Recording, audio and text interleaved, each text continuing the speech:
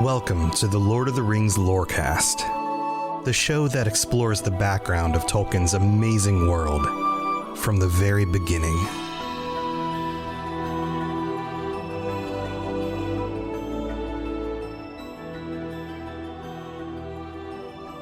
I've talked about this a number of times on this show about how Tolkien is such a master of building a scene and leading to a climactic event, and then the way things follow after, the quiet moments, and then beginning to build things again and foreshadowing things that are about to happen. And we're going to see a lot of that at the end of this chapter. Smaug is dead. He's done. And the people of Laketown, of Esgaroth, need to put things back together. And we get a lot of these little details in this section about the way things would feel and the way that, well, even politics might play out in a situation like this. Again, it feels like the kind of thing that Tolkien himself may have been witness to during his life. And even more than this, we get kind of a really unique situation here with Bard. Remember, there are many heroes in Tolkien's stories, and many of those heroes go through a hero's journey type scenario, which I've detailed before, and in even greater detail in some of the bonus episodes. And it would make sense that a character like Bilbo would go through a hero's journey, a character like Frodo or Aragorn, or maybe even Gandalf, which absolutely does happen. But what about Bard? He was just introduced very recently, and yet he is definitively a hero. He is the hero of Esgaroth. He is the descendant of Girion of Dale. He is the archer who stood and took down Smaug, and before that was on guard and warning people to be careful and to be aware, because the dragon could come at any moment. And he was mocked for that. And yet, on the other side of this, he's now a hero. Well, that is if he's still alive.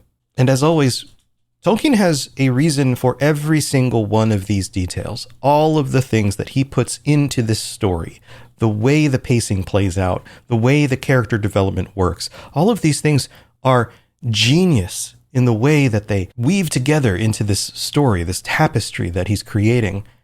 And the more I continue through this story, I even said to myself after working through the notes this time, I just kind of said out loud, I really love this book. It's so good. And every time I gain even more insight. So, all right, without further ado, let's get into it. The end of chapter 14, Fire and Water.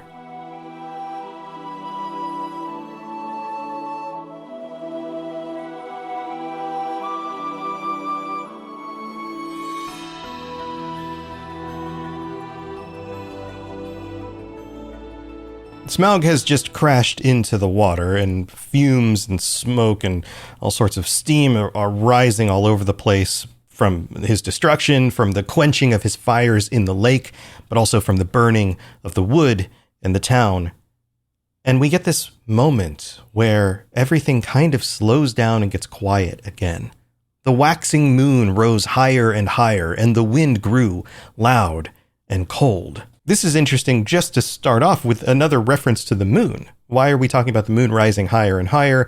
Why is it waxing? Does that even matter? This is just one night. This isn't the course of a month. Well, the waxing moon, remember, the moon is a good element. It is something that reminds us of the light of the trees.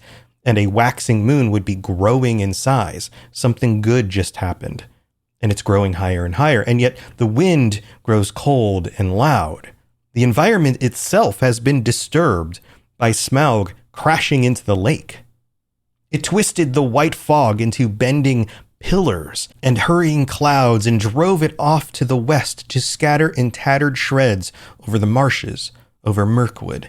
Now, this isn't the only time that we're going to get another reference to Mirkwood and the inhabitants of that place. But before that, we have to remember, we're being reminded about the west again.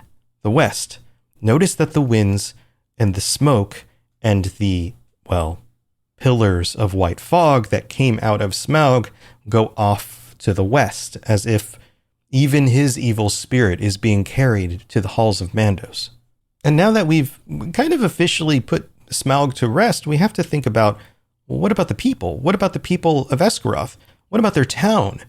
And Tolkien goes into very specific detail here about the fact that they're lamenting the loss of their town, the loss of their goods, the ruined houses, and we're given some very specific stats here. 3/4 of the people of the town had at least escaped alive. But that would mean that 1/4 of them did not.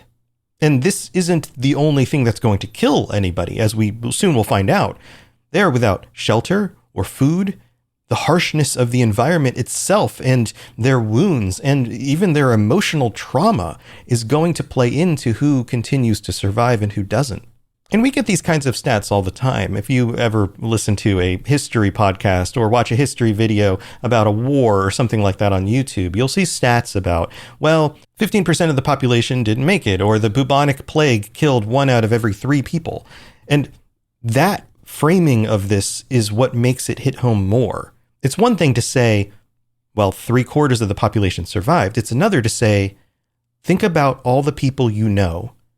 Now go down a line and remove 1 out of every 4. That's who didn't make it. All of a sudden, things feel much more serious and traumatic when you put it in those terms. How many people live in your household? 4? Maybe 1 of them didn't make it. How many people live on your street? 40? 10 of them didn't make it. And not only do we get stats, but we get actual real reactions from these individuals. The trauma that they just went through, their fear and sadness about everything that's going on, and the fact that even now that the dragon is dead, they didn't know what it meant yet. What that meant, they had not yet realized. The next paragraph tells us that the mournful crowds gathered upon the western shores, again, to the west, not to the east, to the west. And immediately they start looking for who to blame. They're hurting. They are emotionally and physically damaged, and they're looking for something to do about it. And to their credit, the first person they start to blame is the master, who clearly did not help them out in any way. But also, even though he was a bad leader, he didn't really bring this upon them, which he doubles down and explains in a little bit. But he also didn't contribute to help them either. So they have a genuine right to be upset with him. He's not a good leader. And I love how they make fun of him. He may have had a good head for business, especially his own business. This feels very British to me. But he's no good when anything serious happens. And then they start praising Bard. It's as if everybody knew that he was the one who shot the dragon down. And I would imagine he was probably up in a high place where a number of people could see him. So there were very accurate live reports where people said, Bard shot the dragon, and immediately the dragon tumbles from the sky. There is no doubt in the minds of the crowd that he is the one who saved them from this dragon. And immediately they turn from talking about the master to talking about how Bard should become the king. He's the one who saved them. Notice that they jump from one conclusion to the next so quickly based on emotions. And then we get this line, Bard, the dragon shooter of the line of Girion. Alas, that he is lost. Notice the use of dragon shooter here. This is, at least from what I recall from my history and English classes, this is one of those typical Anglo-Saxonized combination of words. He gets a title that is dragon shooter. 2 words stuck together, it becomes a new word altogether. Now notice that they're also lamenting his loss. He's gone. They think he's dead. And in that exact moment, in the very midst of their talk, a tall figure stepped from the shadows. Notice the mention of tall. Usually people in noble lines come from taller stock. He was drenched with water, and that's important. His black hair hung wet over his face and shoulders, and a fierce light was in his eyes. Now, it makes sense that he would be wet, right? I mean, they're on top of water. He falls into the water, he gets wet. I'm sure half of the population at this point, if not more, are wet. So why mention that he is wet? Well, because we have the descent into darkness and the rebirth, the resurrection. This is also symbolism of a baptism. Bard confronted directly the most terrifying thing he will ever see. He surmounted the challenge. He descended into, according to the hero's journey, the underworld. Now, the underworld is both figurative and literal at times. The underworld being the fact that he had to fight this fiery, toxic dragon, which is the closest thing to a demon that he would ever see. And then he now falls into the water, a place of darkness. In fact, one of the early descriptions of the place where people go when they die in the Old Testament was Sheol. Sheol was a place of the dead. Before the concept of a heaven and a hell, people just went to the place where dead people go. And sometimes it was described as wet because way back when, people used to think, and there are lines in the Bible that point to this, that the world that we live in is kind of like in a bubble, and the waters that drain down into the world as rain and fill up the lakes are all surrounding that bubble. And if Sheol is underneath that part of the world, then it may also be wet or filled with water. Now, I haven't studied this stuff in a long time, so I may be getting some of the specific details a little bit wrong or just kind of glossing over certain things. So feel free to chime in and comment on this. But these are all things that, whether they were directly inspired by that or just from other later works and other mythologies, all play into the concept of the descent into the underworld and a rebirth.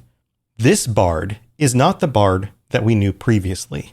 The bard we knew previously is still the same man. He's still the same individual. But due to his actions and the situation he just went through, he is fundamentally changed. He is a different type of person from this point on. He's not only the bard who was warning about the dangers of the dragon and just basically pessimistic seeming to everyone else all the time. He is now somebody who's capable of killing a dragon, somebody who's capable of leading men, somebody who they can take seriously because his warnings came true. And on top of that, he was able to save them. He becomes, in the eyes of many, a literal savior. And you might think that that sounds extreme. That seems extremely messianic, right? Like very Christ-like. But why would this be so similar to Christ? But you have to remember, biblically, Jesus was also baptized. So this plays into that in a few different ways. And I love this moment where he speaks in the third person. "Bard is not lost," he cried. "He dived from Escaroth when the enemy was slain. I am Bard of the Lion of Girion. I am the slayer of the dragon." He proclaims his own, existence, but also the things that he achieved. And they chant back, "King Bard, King Bard."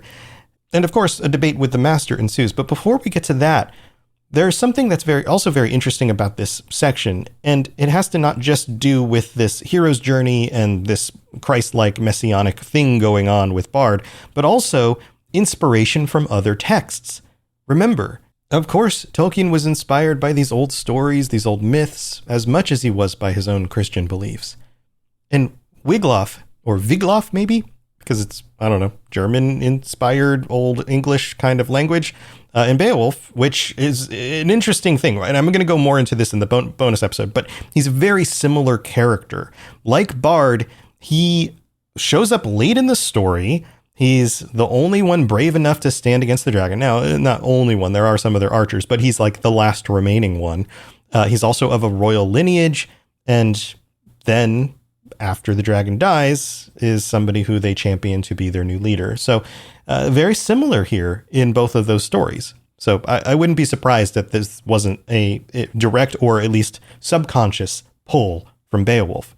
Now, as everybody starts chanting for Bard to become the new king, the master has to start defending himself. And in this, he proves that he is a true politician. He starts to rationalize with them. "We have not endured the rule of mere fighting men," he says to them. Basically, just because somebody's good at wielding a sword or a bow does not mean that they would be a good king. And at first, this doesn't really work. They still keep championing Bard as their king. "We will have King Bard. We've had enough of the old men and the money counters." And people further off took up the cry, "Up the bowmen and down the money bags, down with money bags." This feels, again, like a very British sort of thing. "Up the bowmen and down with money bags." Like people would be chanting in, an old play or something. And at that, the master takes a new tact. "I am the last man to undervalue Bard the bowman." He starts to try to convince them that he's one of them. Oh yes, Bard is wonderful. I love Bard. And then he goes a little bit further. He says, he has tonight earned an eminent place in the role of the benefactors of our town, and he is worthy of many imperishable songs. Notice he's positioning himself as the person who is still in power to bestow that special role upon him. This is the political equivalent of a backhanded compliment.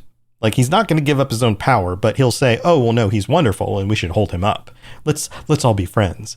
And then his tact changes a little bit more. He starts asking, why does he get the blame? Why is it his fault?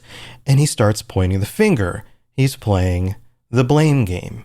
How many times in our lives have we seen politicians play the blame game? Hey, why did you do this? Well, my opponent did way worse, right? They don't actually answer the question. They don't actually provide any solutions. They just point a finger and kind of redirect people's emotional ire, their anger, their fear, their frustrations toward a new target. And who is that target? It's the dwarves. It's their fault. They're the ones who came back. They're the ones who were trying to get this treasure. They're the ones who promised us these rich gifts. Where are these rich gifts? What sort of gold did they get? Why is it not coming down the river? Why did they send the dragon after us? They're the ones we should be upset with. They're the ones who should pay to rebuild the city, basically. And you can see how this kind of rationale does make sense on some level, and how it can be extremely motivating, especially to a highly emotional crowd. Tolkien even notes, as you see, the master did not get his position for nothing. The reason he is in power is because he knows how to manipulate people. And this works. People stop thinking about who should be the next king, and they start thinking about who to continue blaming their troubles on. Wild and bitter words were shouted from many sides, and some of those who had before sung the old songs loudest were now heard as loudly crying that the dwarves had stirred the dragon up against them deliberately. The same people who championed the dwarves when they showed up with songs of wealth and reestablishing the king of the mountain and how these old songs were going to come true and all of this stuff. The same people who championed them because of this emotional need for something in their lives to make them feel fulfilled or wealthier or whatever, some solution to their problems, now have bigger problems, and they are exactly the same people who turn against the dwarves. This can't be coincidental on Tolkien's part. This is another one of those things that he, as a very wise individual, has been able to suss out about the way that human beings work.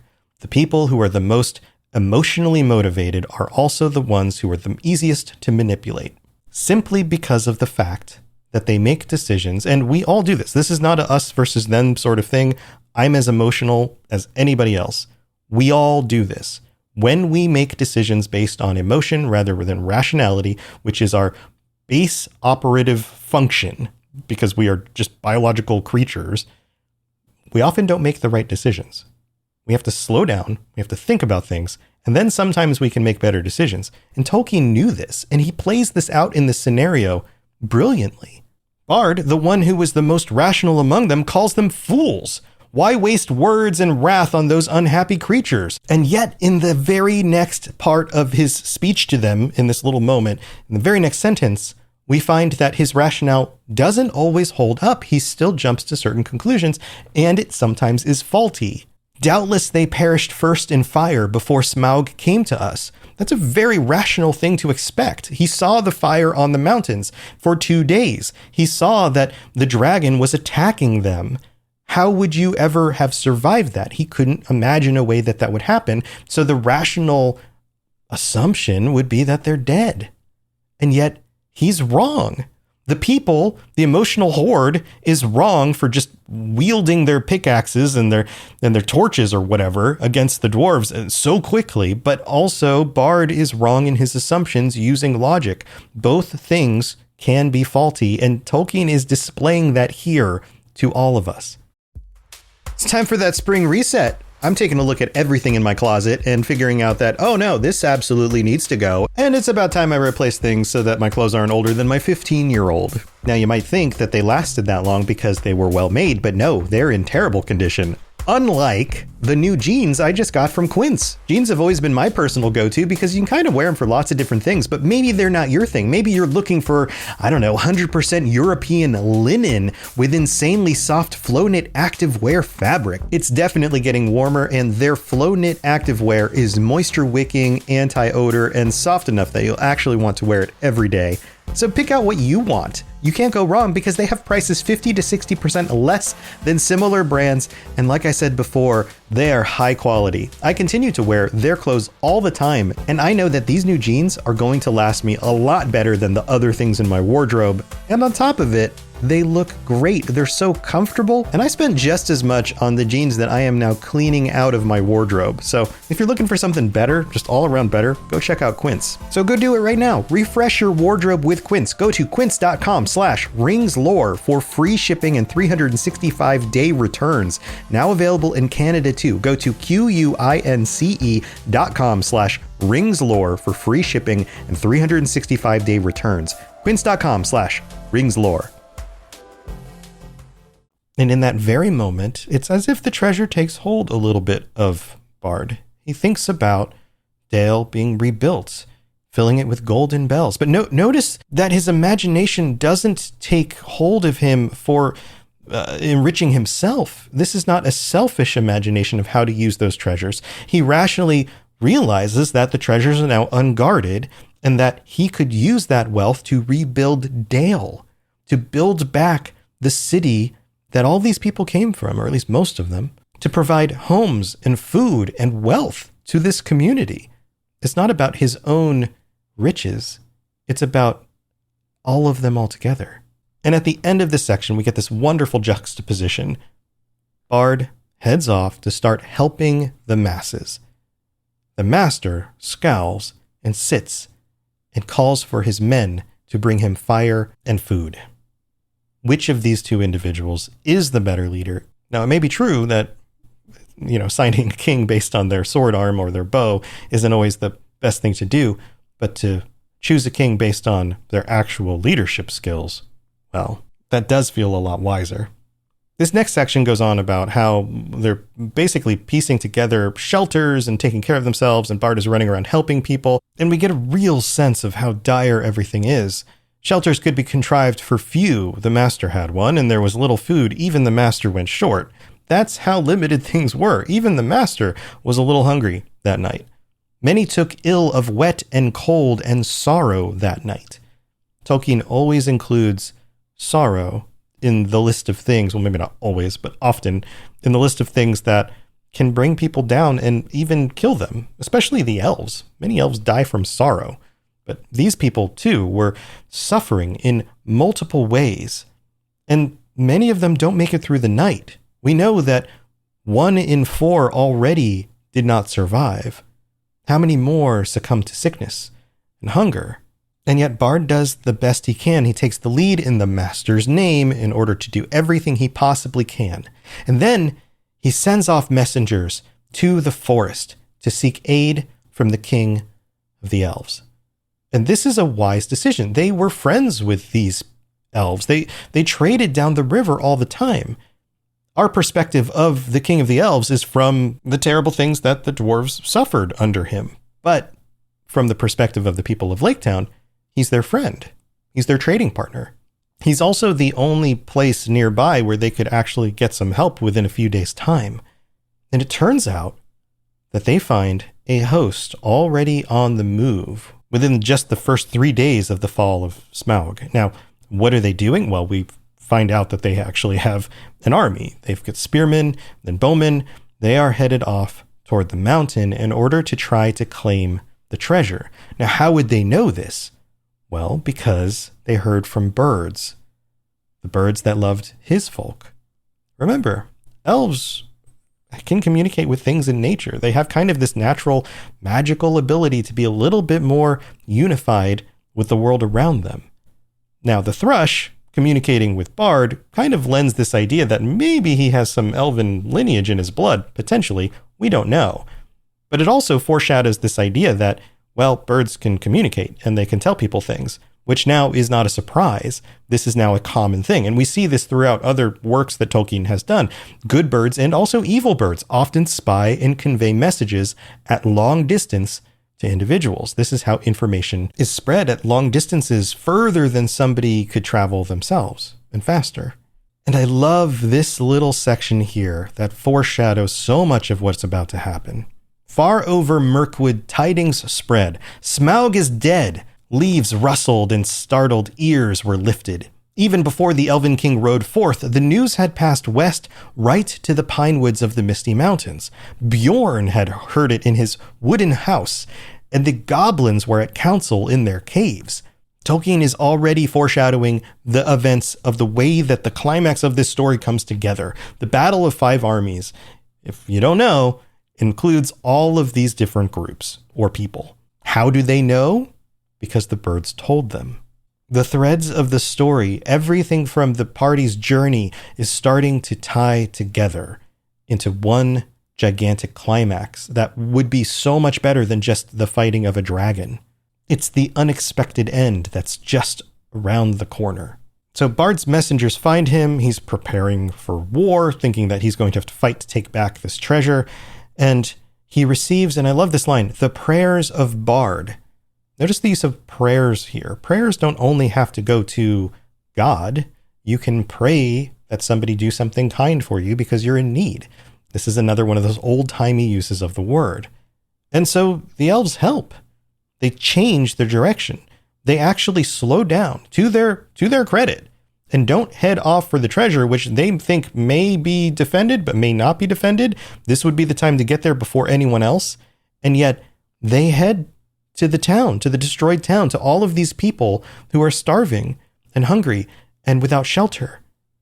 And it takes them longer. They can't just travel down the river. There's too many of them. And so they march, and they march quickly for elves, but yet they still make it, and they still help these people out. This gives us a completely different view of the elves. And remember, people are complicated. Groups of people are complicated. And Tolkien knew that.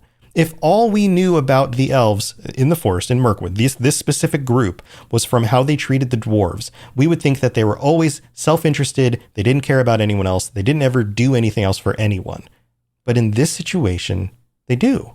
They help their friends. They take time away from something that could be beyond their dreams in the amount of wealth that they could get in order to cut down trees and build shelters and provide food for the people who live next to them. But there is a little bit of a hint that they didn't do this without any self-interest. Their welcome was good, as may be expected, and the men and their master were ready to make any bargain for the future in return for the Elven King's aid. Notice that the Elven King would have been aware of this.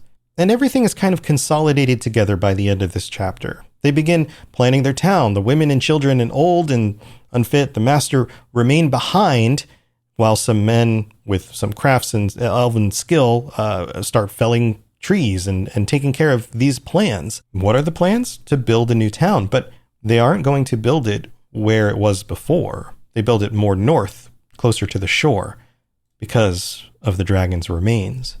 Forever after, they had a dread of the water where the dragon lay.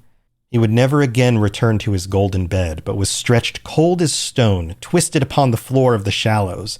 There, for ages, his huge bones could be seen in calm weather amid the ruined piles of the old town. But few dared to cross the cursed spot, and none dared to dive into the shivering water or recover the precious stones that fell from his rotting carcass. But all the men of arms who were still able, and the most of the Elven King's array, got ready to march north to the mountain. It was thus that in 11 days from the ruin of the town, the head of their host passed the rocky gates at the end of the lake and came into the desolate lands.